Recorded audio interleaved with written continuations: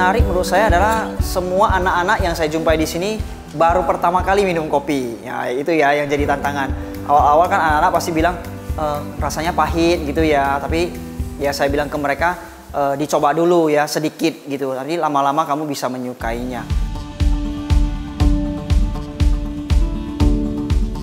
Dari salah satu ruang di dalam gedung Lembaga Pemasyarakatan Khusus Anak atau LPKA kelas 1 Tanjung Gusta Medan ini, aroma kopi perlahan menyeruak. Bagaimana tidak, beberapa anak binaan terpilih dengan tekun mengikuti kelas barista. Hal ini sejalan dengan banyaknya kafe kekinian yang menjual kopi, sehingga kemampuan meracik dan menyajikan kopi semakin menjanjikan.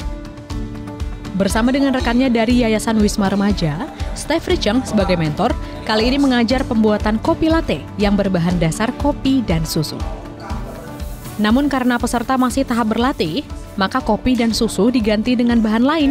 Misalnya campuran air dengan pewarna makanan akan membuat cairan menyerupai kopi espresso. Sementara campuran air dan sabun menjadi pengganti susu.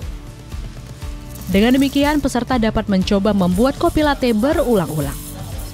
Bagi Stefri, penting mengenalkan dunia kopi kepada generasi muda karena Indonesia kaya dengan berbagai jenis kopi dan rasanya yang unik. Pria yang mengenal dan menyukai kopi sejak 2019 ini berharap peserta nantinya dapat terjun ke dunia kopi, baik sebagai petani, pengolah, maupun pengusaha. Jujur saya harapannya yang pertama adalah anak-anak lebih mengenal dunia kopi ya. Bahwasanya kopi yang benar itu seperti apa, minum kopi yang benar itu seperti apa. Kemudian mereka juga tahu ya, ternyata di Provinsi Sumatera Utara kita ini juga banyak tempat-tempat yang menghasilkan kopi. Karena saya juga bilang ke anak-anak ya, kalau bukan kita yang mencintai kopi kita sendiri, mau tunggu siapa lagi gitu ya. Dan harapan yang paling besar ya tentu saya berharap anak-anak bisa terjun ke dunia kopi. Bukan hanya jadi pembuat kopinya, mana tahu ya ada anak-anak yang kepingin jadi petani kopi, mungkin jadi yang memprosesnya, sampai mungkin ya jadi orang yang menjual kopi. Seperti itu harapan saya. Menurut Fauzi Harahap selaku Kepala LPKA Medan, kelas barista yang diinisiasi oleh DAI TV ini mendorong pertumbuhan talenta anak, sehingga nantinya dapat menciptakan kemandirian dan tanggung jawab.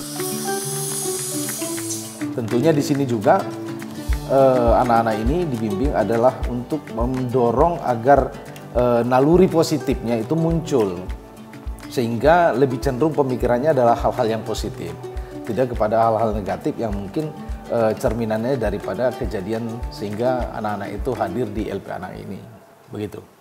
Ya kelaknya dia akan bisa melanjutkan ini gitu, walaupun yang dia dapat hanya dasar, tapi paling tidak chemistry-nya dia sudah rasakan. Oh ya. Dan saya akan bisa menjadi anak bangsa yang tidak melanggar lagi.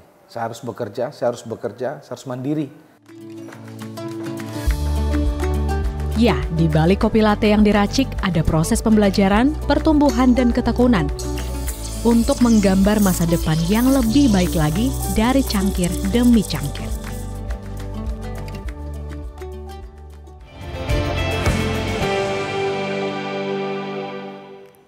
Sekian program Bingkai Sumatera. Saat ini Anda juga bisa menyaksikan program unggulan DAI TV di platform DAI Plus yang bisa diunduh secara gratis. Dan saksikan konten inspiratif serta menenangkan hati dimanapun dan kapanpun. Tetap semangat menyebarkan kebaikan. Saya Windy Nenggolan pamit. Sampai jumpa.